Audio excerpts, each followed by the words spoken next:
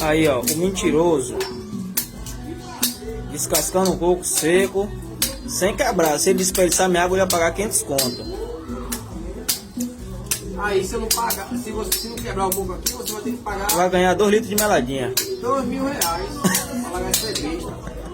Eu não sou viado não. E outra, Não, você não é porque não quer. os coco tá ameaçando de corte. Pra largar de ser verdade. Você não é viado porque você não quer. Que idade você tem? Ah, é, tá bom.